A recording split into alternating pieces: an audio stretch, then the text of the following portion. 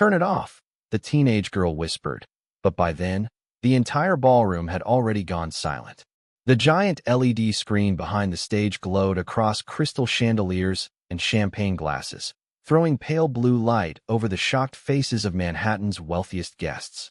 A private video had just appeared in the middle of the Brooks Foundation gala, and 16-year-old Sophie Brooks stood frozen beneath it like a deer caught in headlights. No one moved at first. Not the investors in their custom tuxedos. Not the socialites clutching diamond-covered phones. Not even Nathaniel Brooks himself. The billionaire CEO sat at the center table beneath the stage, his jaw tightening slowly as whispers spread through the room like smoke. Claire Bennett noticed the silence before anyone else noticed the girl. She stood near the back wall balancing a silver tray of champagne flutes against one hand, dressed in a plain black server uniform that made her practically invisible among the glittering crowd. She had spent the entire evening moving quietly through the ballroom, while powerful people talked over her shoulder as if she were furniture. That was the strange thing about rich people, Claire had learned. They rarely looked down long enough to notice who was holding the room together. But Claire noticed everything. She noticed the trembling in Sophie's fingers before the girl hid them behind her back. She noticed how Sophie's breathing suddenly shortened. She noticed the panic behind the teenager's perfectly rehearsed smile. Most importantly, Claire noticed something no one else did. Sophie wasn't staring at the screen anymore. She was staring at the exit, like someone trying not to fall apart in public. Nathaniel Brooks finally rose from his chair, the movement sharp enough to silence the remaining conversations. At 43, the CEO of Brooks Tech carried the kind of presence that could stop an entire boardroom with one glance. Tall, controlled, silver beginning to touch the edges of his dark hair. Every inch of him looked expensive. The Swiss watch, the midnight blue tuxedo, the cold composure he wore better than most men wore confidence. "Who put this on the screen?" he demanded. His voice cut through the ballroom instantly. Heads lowered. Staff members exchanged terrified looks near the production booth. The video still played behind Sophie, showing fragments of embarrassing private moments secretly recorded at school. Mean captions. Cruel laughter. Teenage humiliation projected 20 feet high for the entertainment of strangers. Several guests awkwardly looked away, but others watched with the quiet fascination people often reserve for disasters happening to someone else. Sophie remained perfectly still. Too still. Claire had seen that kind of silence before. The kind that happened right before someone broke. "Turn it off now," Nathaniel snapped again, glaring toward the technicians near the stage. But the CEO's voice carried frustration more than concern. He sounded like a man losing control of an event, not a father watching his daughter drown in shame. Claire's grip tightened slightly around the tray in her hand. She glanced toward the production booth near the ballroom ceiling. Two young men in black event jackets stood there pretending to panic, while one secretly filmed Sophie on his phone. Claire recognized them immediately. Earlier that night, she had overheard them whispering near the service hallway. Something about a viral prank. Something about the perfect moment. At the time, she had tried warning one of the event coordinators. The woman barely looked at her. "Just focus on serving drinks," she had said dismissively before walking away. Claire slowly set her tray down on a nearby table. Across the ballroom, Sophie finally took a shaky step backward. Then another. The girl's eyes glistened under the lights, but she refused to cry. Maybe because there were too many people watching. Maybe because she had learned from her father that weakness always became headlines. Nathaniel moved toward the stage now, furious and commanding, already pulling out his phone to call security. But Sophie didn't look at him. She looked smaller every second. Claire felt her chest tighten unexpectedly. She knew that expression, knew what it meant when humiliation became too heavy for someone so young to carry alone. Around her, wealthy guests murmured into champagne glasses about bad publicity and hackers and ruined charity optics. Nobody spoke about the girl standing in the center of it all. Claire exhaled slowly. Then she started walking toward the stage. No panic, no dramatic rush, just calm, deliberate steps across marble floors while the ballroom buzzed with confusion around her. Nathaniel barely noticed her approaching. Why would he? He had passed her 3 times already that evening without once looking into her eyes.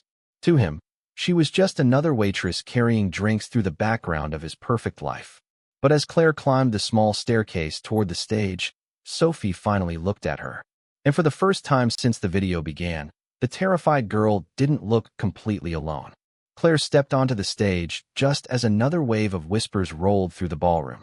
The enormous screen still glowed behind Sophie, freezing the teenager beneath cold blue light while guests pretended not to stare directly at her. Nathaniel turned sharply when he noticed the waitress approaching his daughter. His expression darkened instantly, irritation flashing across his face like a reflex. "What are you doing?" he demanded quietly. Not loud enough for the guests to hear, just enough to remind her where she belonged. Claire did not answer him immediately. She walked straight to Sophie instead. Up close, the girl looked even younger than 16. Pale, shaking slightly beneath the silver fabric of her designer dress. Her mascara had not run yet, but her eyes were glassy with the desperate effort of holding herself together. Claire lowered her voice gently. "Hey," she said. "Look at me for a second." Sophie hesitated before finally lifting her eyes. Claire noticed the panic immediately. The shallow breathing, the tight shoulders, the frozen expression people wore when they were trying not to collapse in front of strangers. "You are okay," Claire whispered calmly. "Just breathe with me." Sophie swallowed hard, struggling to steady herself while cameras continued flashing throughout the ballroom. Nathaniel stepped closer, visibly impatient now. "Security is handling it," he said stiffly. "You should return to your section." Claire finally looked at him. For the first time that evening, their eyes met properly. Nathaniel expected embarrassment or apology from a waitress speaking out of place. Instead, her expression remained calm, focused, almost strangely fearless. "Your daughter is having a panic response," Claire said quietly. "If she runs right now, this room will follow her with phones." Nathaniel opened his mouth to respond, but stopped, because somewhere beneath the authority in her voice was something difficult to ignore. Experience. Claire turned back towards Sophie before the CO could argue further. "Can you hear me?" she asked softly. Sophie nodded once. "Barely." "Good. Keep looking at me." "Not them." Claire gently shifted so Sophie no longer faced the audience directly. It was a small movement, but important. Nathaniel watched silently now while the ballroom remained suspended in uncomfortable tension around them. Several guests had started pretending to check emails on their phones while secretly recording everything. Others whispered behind champagne glasses about lawsuits and media disasters. Claire ignored all of them. "What is your favorite place in the world?" she asked Sophie suddenly. The question caught the teenager off guard. "What? Your favorite place?" Claire repeated calmly. "Anywhere." Sophie blinked rapidly. "Maine?" she whispered after a second. "My grandmother's lake house in Maine." "Good," Claire said softly. "Tell me about it." Sophie looked confused, but Claire's steady tone gave her something solid to focus on besides the humiliation crushing her chest. "There is a dock," Sophie murmured shakily, "and pine trees everywhere." "Can you smell the lake?" Claire asked. Sophie nodded faintly. Her breathing slowed by half an inch. "Not much, but enough." Nathaniel stared at the waitress beside his daughter with growing confusion. The ballroom around them had become almost silent now, guests sensing something strange unfolding that had nothing to do with the screen anymore. Claire glanced briefly toward the giant display still frozen on the humiliating video, then toward the production booth above. One of the young men near the controls quickly looked away when she noticed him. There it was again. Guilt. Claire recognized it instantly. "Nathaniel," she said suddenly. The use of his first name made him stiffen slightly. Most employees called him Mr. Brooks automatically. "I need exactly 60 seconds, Claire continued evenly. "Can you give me that?" He frowned. "For what?" "To stop this from becoming tomorrow's headline." The CEO hesitated. Every instinct in him resisted taking direction from a waitress in front of his own guests. But his daughter still looked moments away from breaking down completely, and somehow this stranger was the only person keeping her steady. Finally, Nathaniel gave a sharp nod. Claire moved toward the microphone stand near center stage. Her black server uniform looked painfully plain beneath crystal chandeliers and designer gowns, but somehow the simplicity made the room pay attention faster. Conversations faded completely as she lifted the microphone. Her hands remained perfectly steady. "Ladies and gentlemen," she said calmly, "before tonight continues, I think there is something important everyone here should remember." The ballroom quieted fully now. Claire looked across rows of wealthy strangers illuminated by candlelight and glowing phone screens. Every person in this room, she continued softly, was once 16 years old. A few expressions shifted uncomfortably. Every single person here has said something embarrassing, worn something awkward, trusted the wrong people, thought the wrong crowd would protect them. Nathaniel watched the guests carefully as murmurs disappeared. Claire's voice carried no anger, no accusation, just quiet honesty. The difference is, she said, glancing briefly towards Sophie, most of us were lucky enough not to have our worst moments turned into entertainment. The silence deepened. Even the phones slowly lowered. Sophie stared at Claire now instead of the crowd. Her breathing steadied another inch. Claire continued carefully. Maybe tonight is not about embarrassment, she said. Maybe it is about deciding what kind of people we become when someone else is vulnerable. Somewhere near the back of the ballroom, a woman slowly began clapping. Then another, and another. The sound spread gradually across the room until applause filled the air beneath the chandeliers. Not loud at first. Warm. Human. Sophie's eyes widened in disbelief as hundreds of strangers who had been watching her humiliation only moments earlier suddenly stood to their feet. Nathaniel looked around the ballroom, stunned by how quickly the atmosphere had changed. Shame had almost swallowed his daughter alive. Yet somehow this invisible waitress had shifted the entire emotional gravity of the room in less than a minute. Claire lowered the microphone slowly. Then she turned back toward Sophie with the smallest reassuring smile. And for the first time that night, the girl smiled back. The applause lingered longer than anyone expected. Not loud anymore. Softer now. Genuine. The kind of sound that only happened when people suddenly realized they had almost become part of something cruel. Claire stepped back from the microphone carefully as guests slowly returned to their seats beneath the warm chandelier light. The giant screen behind the stage finally went dark after one of the technicians disconnected the feed entirely. Nathaniel watched the ballroom with a tight expression, still trying to understand how the entire night had shifted in less than 2 minutes. 1 second, the gala had been collapsing in front of investors, media executives, and politicians. The next, a waitress in a black uniform had somehow turned humiliation into empathy without raising her voice once. Sophie stood beside Claire now instead of beside her father. The difference was impossible not to notice. The teenager's shoulders had relaxed slightly, though traces of fear still lingered behind her eyes. She looked exhausted, embarrassed, but no longer alone.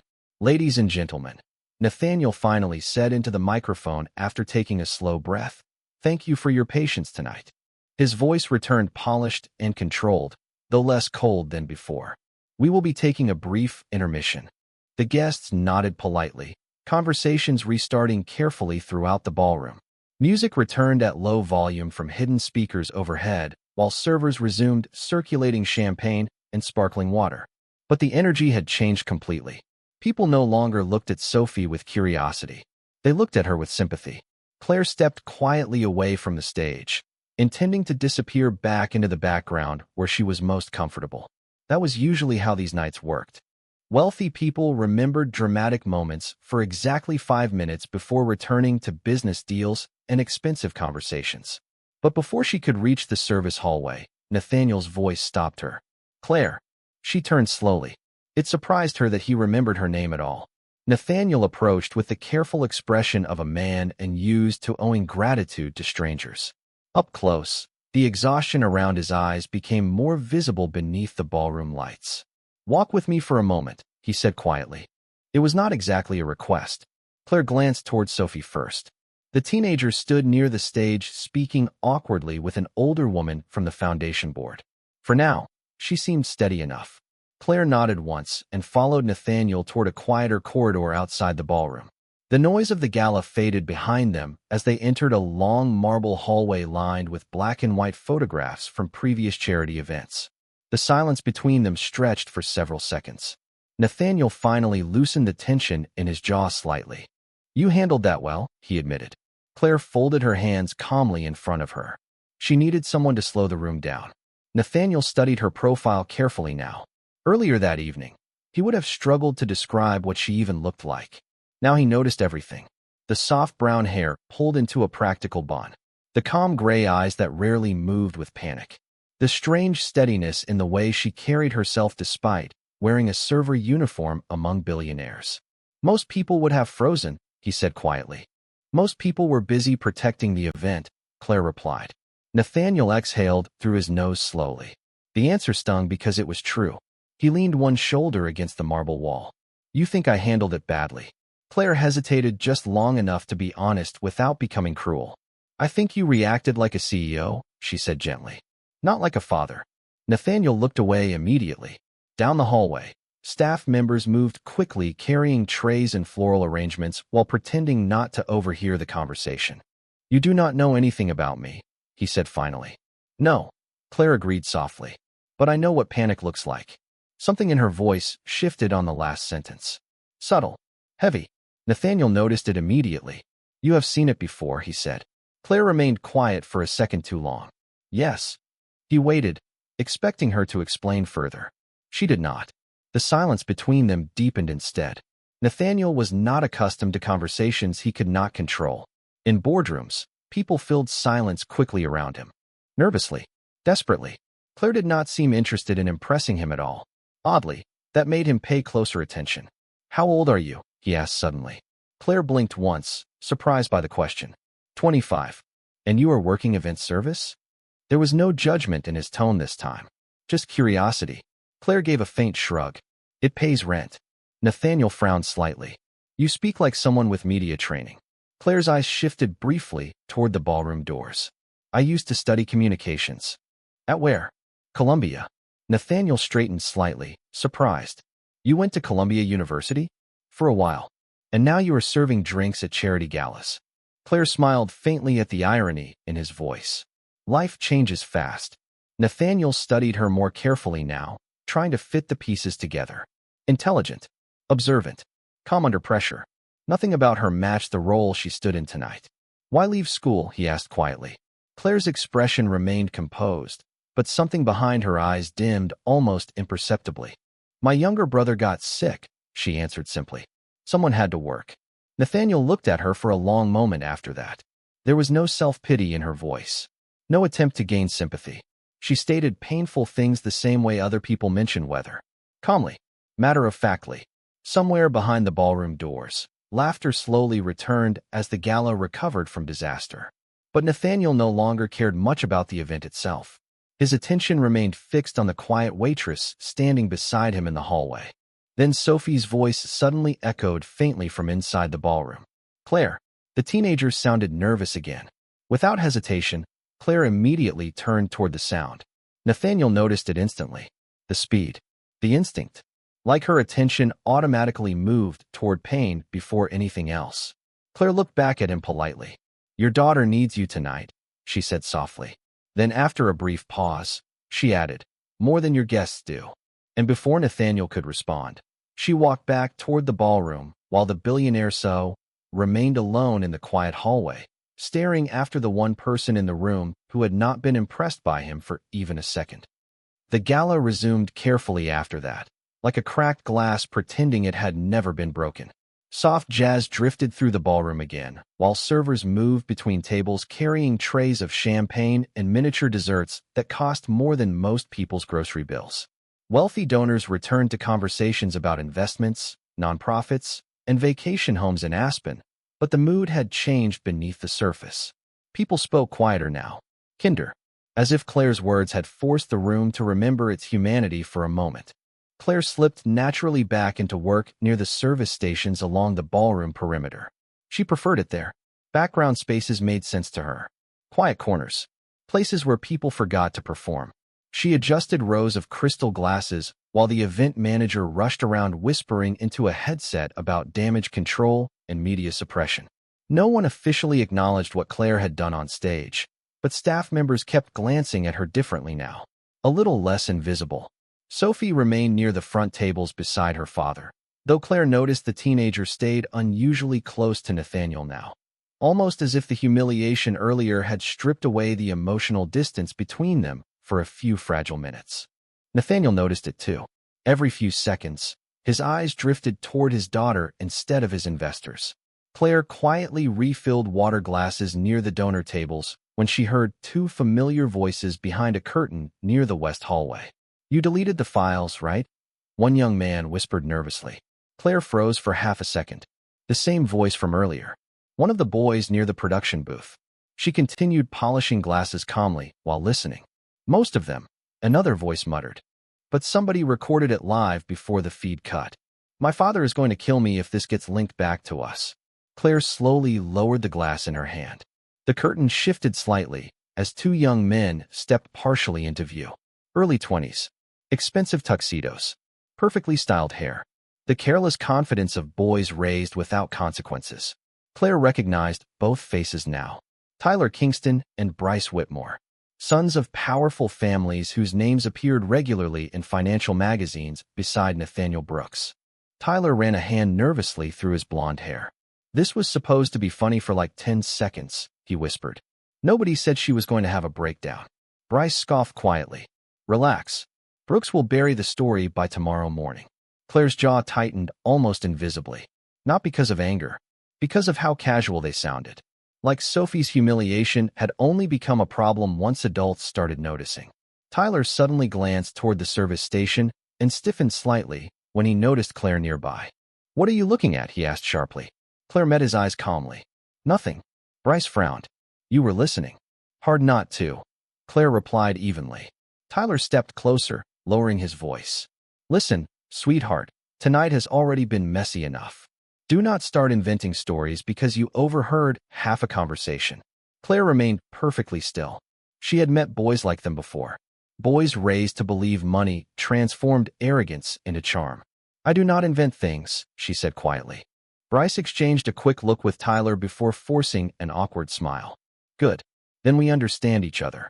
They walked away quickly toward the ballroom entrance, adjusting tuxedo jackets and fake smiles before rejoining the crowd.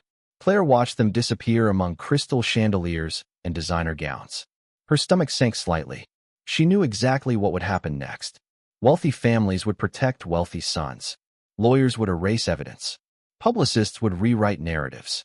And Sophie would quietly carry the memory long after everyone else moved on. Claire exhaled slowly and returned to arranging glasses. You heard them too, did you not? A voice asked softly beside her. Claire looked up. Sophie stood there holding a half-empty glass of sparkling water in trembling fingers. The teenager's makeup had been retouched, but traces of exhaustion still lingered beneath her eyes. Claire softened immediately. You should be sitting down, she said gently. Sophie gave a faint shrug. Everyone keeps staring at me when I sit. Claire understood that feeling better than Sophie realized.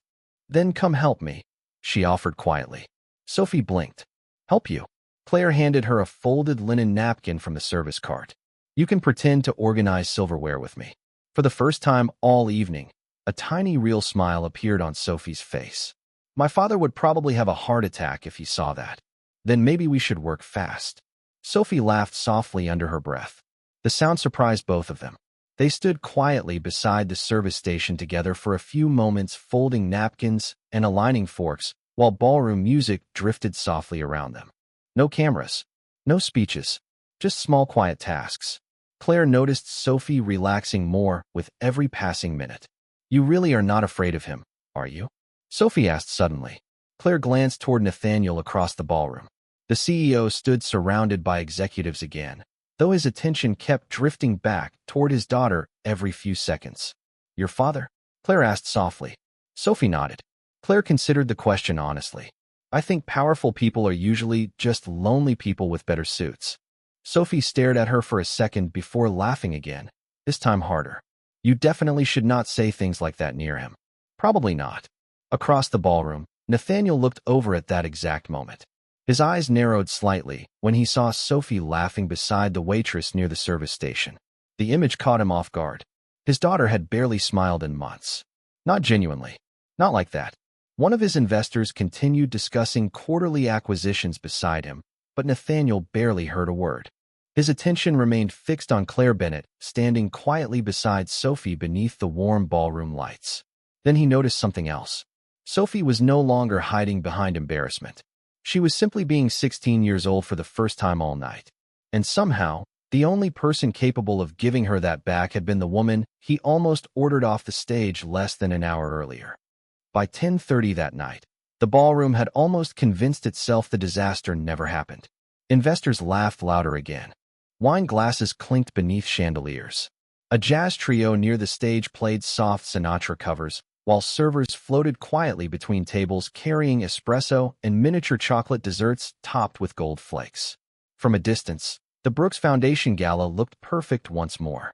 But perfection always looked strongest right before it cracked again. Claire stood near the rear service station reviewing inventory sheets when Sophie approached holding two untouched macarons on a dessert plate. "I think rich people only pretend to eat these," Sophie whispered conspiratorially. Claire glanced down at the tiny desserts. "That is because they are decorative calories." Sophie laughed quietly under her breath. The sound still carried traces of exhaustion, but it sounded lighter now. More real. "You are weirdly funny for someone so calm all the time," the teenager said. Claire gave a small shrug while organizing silver trays. "People panic less when somebody nearby stays boring." "You are not boring." Sophie said it casually, but the sincerity behind the words caught Claire off guard for a moment. Before she could respond, Nathaniel appeared beside them. His arrival shifted the air instantly without him needing to say a word. Expensive cologne. Quiet authority. The kind of presence built from years of people moving aside automatically when he entered a room. Sophie straightened slightly when she saw him. Not afraid exactly, just cautious. Nathaniel noticed the half-eaten dessert plate in her hands. "You should probably eat something real," he said gently. Sophie raised one eyebrow. "That is your version of emotional support?" Claire quickly looked down to hide the faint smile threatening to appear. Nathaniel sighed softly. "I deserve that." Sophie studied him for a second before her expression softened. Maybe a little. For several quiet moments, the three of them stood together beside the service station while the gala carried on around them. It felt strangely normal. Nathaniel noticed it immediately. He could not remember the last time Sophie stood this close to him without tension filling the space between them. Usually conversations with his daughter felt like business negotiations wrapped in careful politeness. But tonight something had shifted. Maybe humiliation stripped away performance. Or maybe Claire's calm presence made honesty feel safer somehow. Nathaniel glanced toward Claire. "You never answered my question earlier." Claire looked up. "Which one?" "Why someone from Columbia Communications is working event service." Sophie blinked in surprise. "Wait, you went to Columbia?" Claire adjusted a stack of linen napkins carefully. "For 2 years. That is insane," Sophie said immediately. "Do you know how hard Columbia is to get into?" "Apparently not hard enough," Claire replied dryly. Sophie laughed again. Nathaniel noticed the reaction carefully. His daughter had spent months barely speaking during public events, yet somehow this waitress kept pulling genuine laughter out of her without trying. "You left because of your brother?" Nathaniel asked quietly. Claire's movements slowed slightly. "Yes." "What happened to him?" Sophie asked softly before catching herself. "Sorry, you do not have to answer that." Claire remained silent for a moment. The ballroom noise faded strangely around her. "His name was Owen," she said finally. "He was 14. Something in her tone changed immediately. Softer now. Older somehow. Sophie leaned against the service counter quietly listening. "Owen was brilliant with computers," Claire continued. "Built his first app at 12. Beat me at chess every weekend. Thought pineapple on pizza was acceptable behavior." Sophie smiled faintly. Nathaniel stayed completely still. Claire rarely volunteered personal details. When she did, it felt less like conversation and more like someone carefully opening a locked door. "Kids at school started posting things about him online," Claire said quietly. "Edited photos. Fake rumors. Cruel jokes." Sophie's smile disappeared instantly. Nobody stopped it. Claire gave a small humorless smile. "Adults usually notice bullying after damage becomes visible." Nathaniel felt something tighten in his chest. Claire continued folding napkins carefully while she spoke, like keeping her hands busy made the memories easier to hold. "Owen stopped sleeping much, then stopped eating regularly, then stopped talking much at all." Sophie lowered her eyes toward the floor. Across the ballroom, laughter echoed from a donor table, painfully distant from the quiet heaviness settling around the service station. "One night," Claire continued softly, "I found him sitting in the dark deleting every social media account he had." She paused briefly. "He told me he wanted to disappear before everyone else decided he should." Sophie inhaled sharply beside her. Nathaniel looked away for a second, jaw tightening subtly. Claire's voice remained calm, but calm in the way deep water stayed calm before storms. That was when I realized humiliation can feel heavier than people understand, she said, especially when the whole world gets a front row seat. Silence settled between them. Not awkward, just honest. Sophie stared at Claire now with something deeper than admiration. Recognition. Is that why you came onto the stage tonight? She asked quietly. Claire met the teenager's eyes gently. I knew that look on your face. Nathaniel swallowed slowly. Suddenly, the entire evening rearranged itself in his mind. Claire had not stepped forward because she wanted attention. She stepped forward because she recognized pain before anyone else did. Because she had seen what happened when nobody intervened in time. Sophie reached forward carefully and touched Claire's hand for half a second. A tiny gesture, but it carried enormous weight. Thank you, she whispered. Claire smiled softly. You stayed standing, she replied. That part was you. Before Sophie could answer, raised voices suddenly echoed near the ballroom entrance. Nathaniel turned sharply toward the sound. Tyler Kingston stood near one of the donor tables arguing quietly with an older man in a gray tuxedo who looked furious. Tyler's father. Several nearby guests pretended not to watch while absolutely watching. Claire noticed Tyler glance nervously across the ballroom towards Sophie before quickly looking away again. Nathaniel's expression hardened almost instantly. Pieces were beginning to connect in his mind now. The production booth. The overheard conversation. The timing. Claire saw the realization settle behind his eyes. Nathaniel, she said carefully, do not do anything angry tonight. His jaw tightened. If those boys were responsible for humiliating my daughter in front of 300 people, then handle it tomorrow, Claire interrupted softly. Not as a man protecting his ego. Nathaniel looked at her sharply. Claire held his gaze calmly. Handle it as a father protecting his child. The ballroom lights reflected faintly in Nathaniel's eyes as silence stretched between them again. Then slowly, almost reluctantly, the billionaire nodded once. The gala finally ended a little after midnight, though nobody left with the same polished confidence they had arrived with. Outside the Grand Regent Hotel, black luxury cars lined the rain-darkened Manhattan street, while chauffeurs opened doors beneath glowing city lights. Cold air swept between skyscrapers carrying the distant sound of sirens and late-night traffic. Guests disappeared into tinted vehicles one by one, their conversations quieter than before.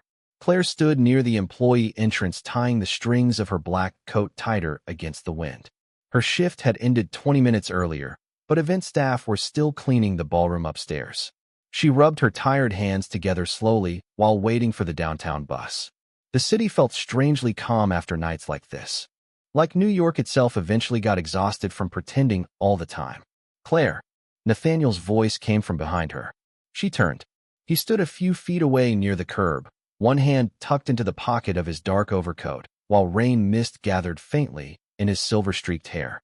Without the ballroom lights and crowd around him, he looked less untouchable somehow. More human. Sophie stood beside him wrapped in a cream-colored coat several sizes too big, likely borrowed from her father. The teenager offered Claire a small, awkward wave. You are still here, Claire said quietly. Nathaniel glanced toward the street. Sophie did not want to leave without saying goodbye. Sophie rolled her eyes lightly. You make me sound 6 years old. You are 16, Nathaniel replied. Close enough. Claire smiled faintly before looking back toward the empty avenue where no bus had appeared yet. Sophie noticed immediately. Wait, she said. You are taking the bus? Claire blinked once. That is generally how buses work. Sophie looked horrified in the uniquely sincere way only wealthy teenagers could manage. At midnight. New York did not explode after dark last time I checked. Nathaniel studied her quietly for a moment before speaking. Let us drive you home. Claire shook her head almost immediately. That is not necessary. Claire, Sophie said softly. Please. Something about the teenager's expression made refusal feel unnecessarily cruel. Claire hesitated briefly before nodding once. Fine. Nathaniel opened the back door of the Blacktown car waiting beside the curb. Claire slid carefully into the leather seat beside Sophie while Nathaniel entered from the opposite side. The interior smelled faintly of cedar and expensive cologne. Warm lighting glowed softly overhead as rain tapped against tinted windows. The driver pulled away from the hotel smoothly into late-night traffic. For several minutes, nobody spoke. Manhattan blurred outside in streaks of neon reflected across wet pavement. Sophie curled slightly beneath her oversized coat, looking emotionally drained now that adrenaline had faded. Nathaniel loosened his tie quietly beside her. Claire noticed him glance toward his daughter every few seconds, as if reassuring himself she was still there. "What happens tomorrow?" Sophie asked suddenly, staring out the window. Nathaniel answered carefully. "Tomorrow we handle things properly." Sophie gave a faint, humorless laugh.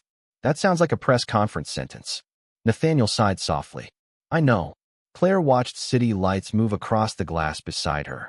"Sometimes people only sound corporate because they forgot how to sound hurt," she said quietly. Nathaniel looked at her immediately. Sophie looked between them. "You really do talk like somebody from a movie," the teenager muttered. Claire smiled faintly. "Occupational hazard." Nathaniel leaned back slightly against the leather seat. "I spent years believing protecting Sophie meant controlling everything around her," he admitted quietly. "The schools, the security, the headlines." His voice lowered. "Tonight made me realize I never asked whether she was actually happy." Sophie stared at him in surprise. Nathaniel Brooks was many things.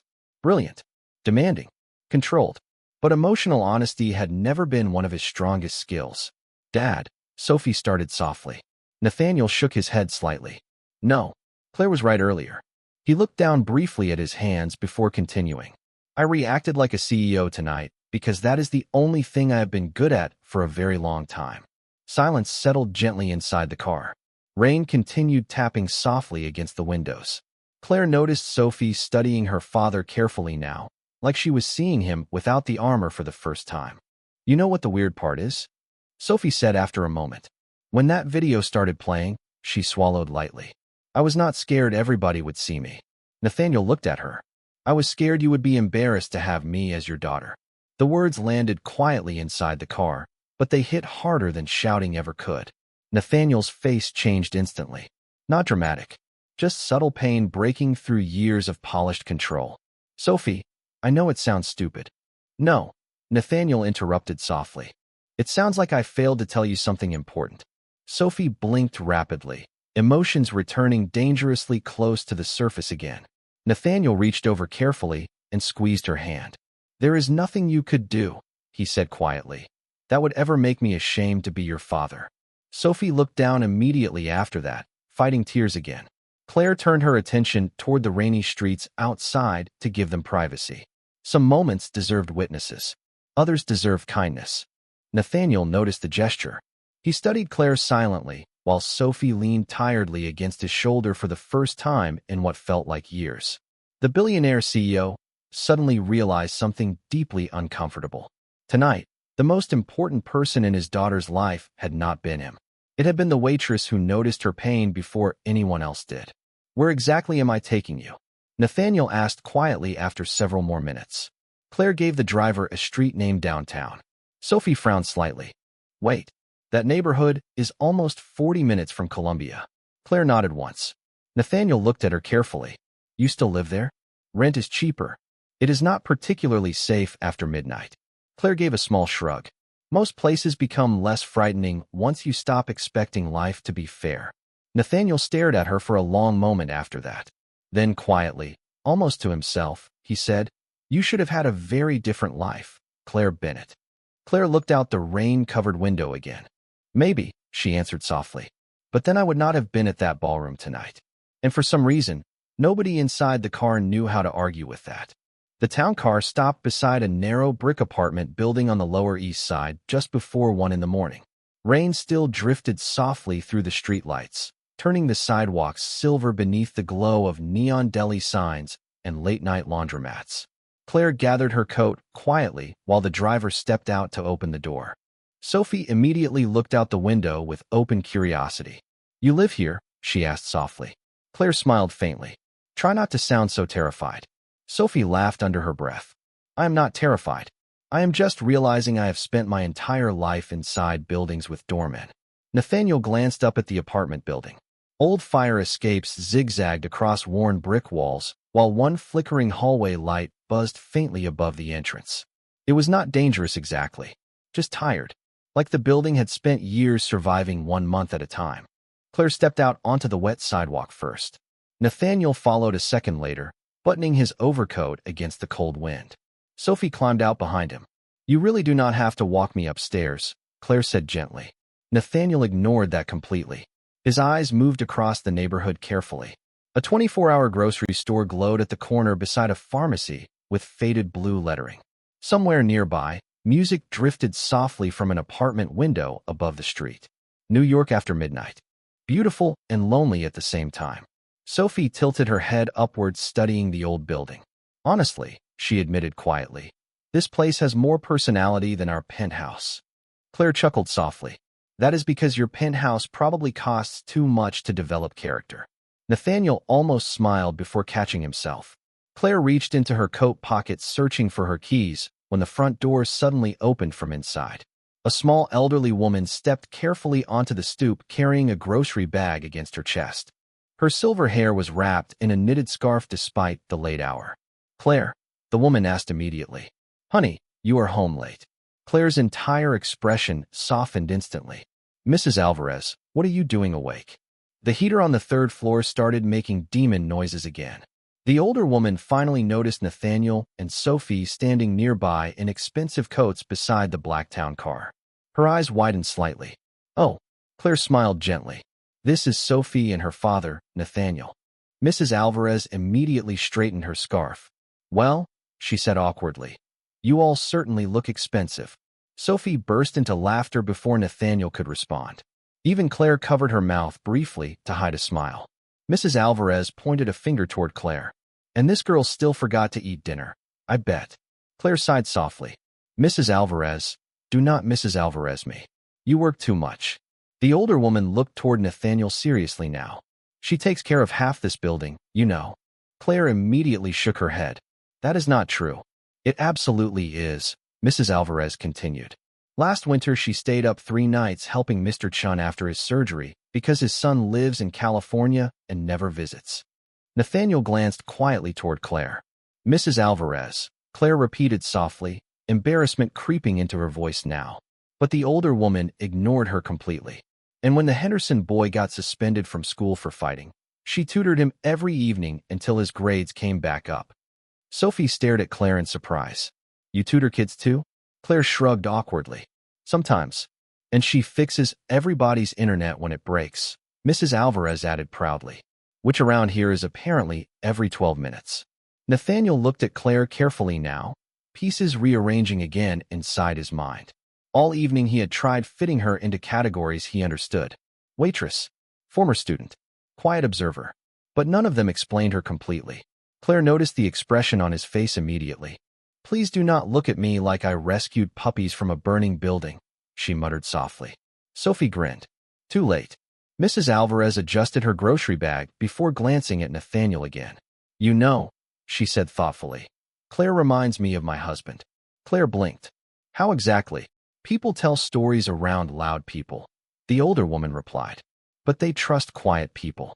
The street fell strangely still after that. Even the distant traffic noise seemed softer somehow. Nathaniel looked toward Claire again beneath the rain-streaked city lights. Quiet people. Trust. He suddenly realized Sophie had trusted Claire within minutes tonight, while it sometimes took him weeks to earn conversations from his own daughter. That realization hurt more than he expected. Claire finally unlocked the front door to the building. Warm air drifted faintly from inside, carrying the smell of old radiators and somebody cooking garlic upstairs. Sophie stepped closer before Claire disappeared inside. Will I ever see you again? The teenager asked quietly. The question caught Claire off guard. Nathaniel noticed it immediately.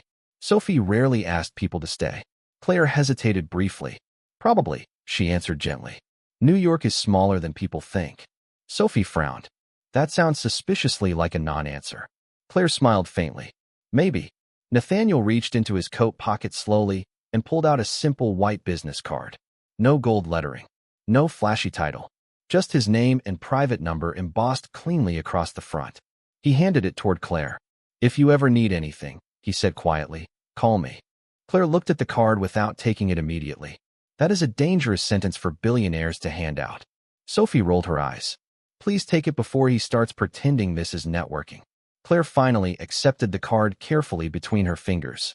Nathaniel watched her slide it into her coat pocket without even reading it. No excitement. No all. just calm acceptance. Somehow that affected him more than gratitude would have.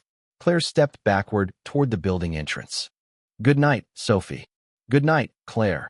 Then Claire looked toward Nathaniel one last time. Take care of her, she said softly. Not dramatic, not emotional, just honest. Nathaniel held her gaze for several quiet seconds beneath the rain-darkened Manhattan sky. Then finally, with more sincerity than he had spoken all evening, he answered, I think tonight was the first time somebody reminded me how. Claire nodded once after that and disappeared quietly inside the old apartment building while the billionaire remained standing motionless on the sidewalk long after the door had closed. The next morning, Manhattan woke up hungry for scandal. By 7:30, clips from the gala had already spread across social media despite every expensive effort to contain them. Headlines appeared beside blurry cell phone footage and dramatic captions written by strangers who knew nothing about Sophie Brooks except the worst 5 minutes of her life.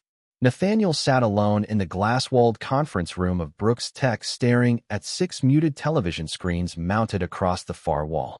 Financial news anchors discussed market projections, while entertainment channels dissected the gala disaster with polished sympathy. Outside the windows, gray rain clouds hung low above the city skyline. His untouched coffee had gone cold nearly an hour earlier. We can still contain most of this, said Rebecca Lang, his chief communications officer. She stood across the table holding a digital tablet against her chest. Calm, efficient, expensive. Legal already contacted 3 major platforms regarding unauthorized distribution. Nathaniel barely looked up. And the original upload? Rebecca hesitated briefly. Our security team traced it back to one of the gala production accounts. Nathaniel's expression darkened slowly. Tyler Kingston? Rebecca nodded once. And Bryce Whitmore. Silence settled heavily across the room. Nathaniel leaned back in his chair, staring out at the rain-covered skyline. He had known both boys since they were children. Vacation photos, charity dinners, golf tournaments with their fathers.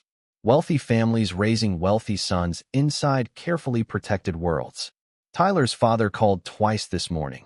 Rebecca continued carefully. He insists the boys never intended real harm. Nathaniel finally looked at her. That sentence alone tells me they understood exactly what they were doing. Rebecca lowered her eyes slightly. There is another issue. She slid the tablet carefully across the conference table toward him. Nathaniel frowned as he looked down at the screen. It showed a photo from last night. Claire standing beside Sophie near the service station while the teenager laughed softly at something she had said. The image had clearly been captured without them noticing. Thousands of comments flooded beneath it already. Who was the waitress? She handled this better than the adults. That girl saved Sophie Brooks. Nathaniel stared quietly at the screen. Claire looked almost uncomfortable in the photo, as if attention itself felt unnatural on her. Sophie, meanwhile, looked genuinely safe standing beside her. The internet found her? He asked quietly. Rebecca nodded. Not completely. No last name yet. But people are searching. Nathaniel's jaw tightened instantly. Shut that down immediately. Rebecca blinked. Sir, no press interviews. No leaked information. No stories. His voice sharpened slightly. She helped my daughter. She does not deserve strangers tearing through her life because people are bored online. Rebecca looked mildly surprised. Nathaniel realized why almost immediately. For years, he handled scandals through control and distance. But this felt different somehow. Personal. Understood, Rebecca said quietly. Nathaniel glanced again toward the photograph on the screen before sliding the tablet back. Anything from Sophie this morning? Rebecca softened slightly. Your daughter called school herself. Nathaniel frowned. She did. She told the principal she wanted to come in today instead of hiding at home. Rebecca allowed herself the faintest smile. Apparently, she also requested a meeting about creating stronger anti-bullying policies. Nathaniel stared at the rain beyond the windows again. Sophie hated public attention, usually avoided confrontation entirely. Yet somehow one terrible night had transformed into something else. Something stronger. And deep down, Nathaniel knew exactly who deserved credit for that. His phone buzzed softly against the table. Sophie. Nathaniel answered immediately. Hey. You sound tired, Sophie said quietly through the speaker. Nathaniel glanced toward the cold coffee beside him. You inherited your observational skills from somebody unfortunate. Sophie laughed softly. The sound eased something inside his chest immediately. I am at school, she said.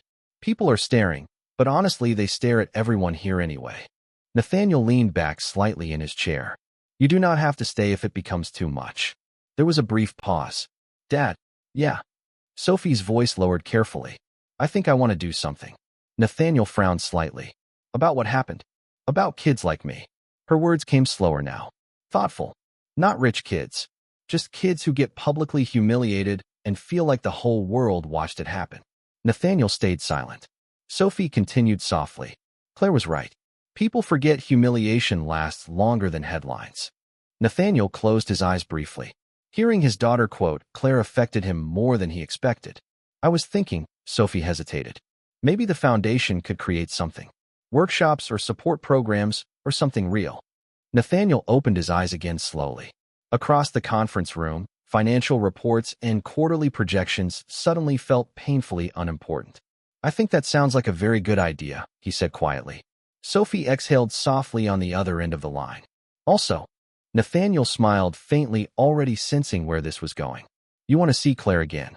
Maybe, Sophie admitted quickly. Is that weird? Nathaniel looked down at the photograph, still glowing faintly on Rebecca's tablet. Claire beside Sophie beneath warm ballroom lights. Calm while everyone else panicked. No, he answered honestly. I do not think it is weird at all. After the call ended, Nathaniel remained seated silently for several moments while rain streaked across the giant windows behind him. Then finally he looked toward Rebecca again. Clear my afternoon. She blinked. You have investor meetings. Reschedule them. Nathaniel stood slowly, slipping on his dark suit jacket. And find me the address of a community center or school downtown connected to anti-cyberbullying outreach. Rebecca stared at him in genuine confusion now. Sir, what exactly are you planning? Nathaniel glanced once more toward the city skyline beyond the glass. For years I thought leadership meant controlling narratives, he said quietly. Last night a waitress reminded me it actually means protecting people. Rebecca remained speechless as Nathaniel picked up his coat and walked toward the conference room door. Then just before leaving, he paused briefly. And Rebecca? Yes. Nathaniel's expression softened almost imperceptibly. Make sure nobody bothers Claire Bennett. Then the billionaire CEO disappeared down the hallway while outside. Manhattan continued rushing through another gray morning, completely unaware that somewhere inside the city, a quiet waitress had already begun changing lives she never intended to touch. 3 months later, the Brooks Foundation ballroom looked completely different. The crystal chandeliers were still there. The polished marble floors still reflected candlelight and expensive shoes. But tonight, nobody came to celebrate wealth. They came to listen.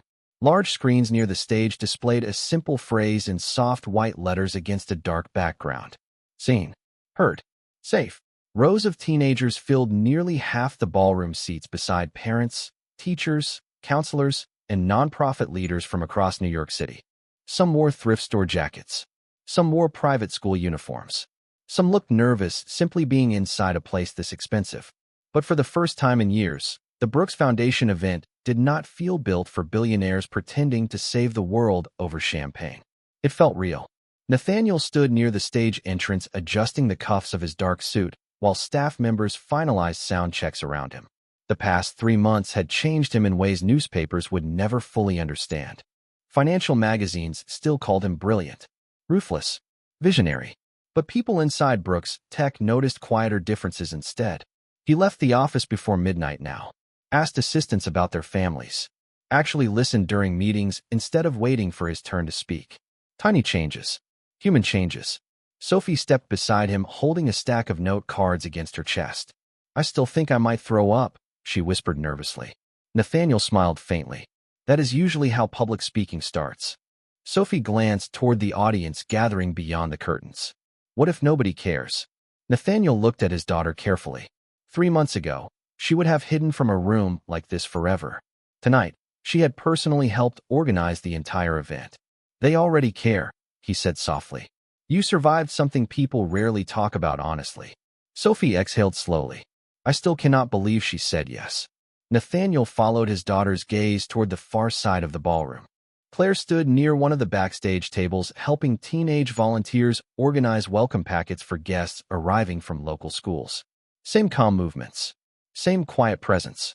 But tonight she was not wearing a black server uniform.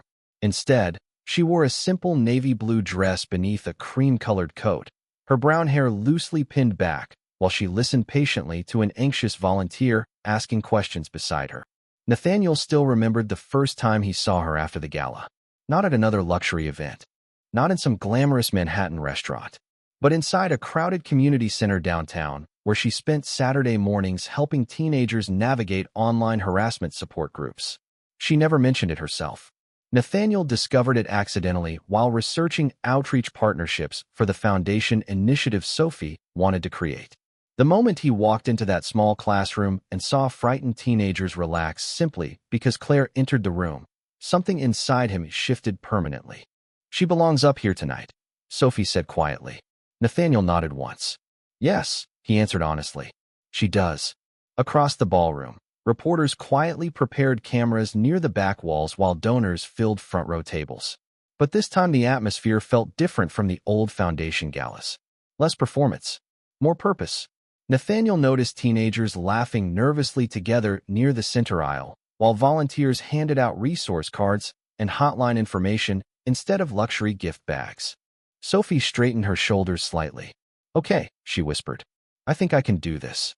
Nathaniel squeezed her hand gently. "You already are." Moments later, soft applause filled the ballroom as Sophie stepped onto the stage beneath warm amber lights. Nathaniel remained near the curtains watching his daughter walk confidently toward the microphone. The same girl who once feared becoming tomorrow's humiliation now stood in front of hundreds of strangers ready to speak openly about surviving it. 3 months ago, Sophie began softly, "I thought one terrible night would define the rest of my life." The ballroom fell silent immediately, not because of money or status, because honesty still had power when spoken without performance. Sophie continued carefully, voice trembling only slightly. "What scared me most was not the video itself." She glanced briefly toward the audience. "It was believing people would only remember me at my worst." Nathaniel felt his throat tighten unexpectedly. Somewhere beyond the lights, he noticed several teenagers lowering their eyes emotionally. They understood exactly what she meant. Then somebody I barely knew walked onto a stage and reminded me that embarrassment should never become entertainment, Sophie said softly. Her gaze drifted toward Claire, standing quietly near the side of the ballroom. "She taught me something important that night." Sophie smiled faintly now. "The internet can make cruelty loud, but kindness still echoes longer." The applause started slowly this time. Emotional, real. Nathaniel glanced toward Claire as the ballroom clapped warmly around them. True to form, she looked mildly uncomfortable being noticed at all. When Sophie motioned for her to come on stage, Claire immediately shook her head from across the room. Sophie laughed into the microphone. "See? This is exactly what she does. She saves people and then tries to disappear before anyone thanks her properly." The audience laughed softly. Claire finally walked toward the stage with visible reluctance while applause grew louder around her. Nathaniel watched carefully as she stepped beneath the ballroom lights again. But unlike the night of the gala, there was no humiliation waiting this time. Only respect. Claire stood beside Sophie quietly while cameras flashed near the back of the room. "I am really not good at speeches," Claire muttered toward the microphone. More laughter spread warmly through the ballroom. Sophie grinned beside her. "That has literally never stopped you before." Claire glanced toward the audience of teenagers seated across the ballroom. Some anxious, some withdrawn, some carrying invisible pain behind carefully neutral expressions. She recognized those faces instantly. "I think," Claire paused softly, "I think people underestimate how heavy shame becomes when someone carries it alone." The room quieted completely. "Sometimes one kind voice," she continued gently, "can interrupt years of silence." Nathaniel stood motionless near the stage curtains listening to her speak. Not dramatically, not perfectly polished, just honestly. And somehow honesty always reached deeper than performance ever could. Claire looked toward the teenagers again. "The worst moment of your life should never become the only thing people remember about you," she said softly. Silence filled the ballroom after that. Not empty silence. Full silence. The kind that happened when truth landed somewhere permanent. Then slowly, hundreds of people rose to their feet. Students, teachers, donors, parents. standing together beneath crystal chandeliers, while applause echoed warmly across the ballroom. Claire looked genuinely startled by it. Sophie smiled proudly beside her, while Nathaniel remained near the shadows at the edge of the stage, quietly watching the woman he once overlooked completely.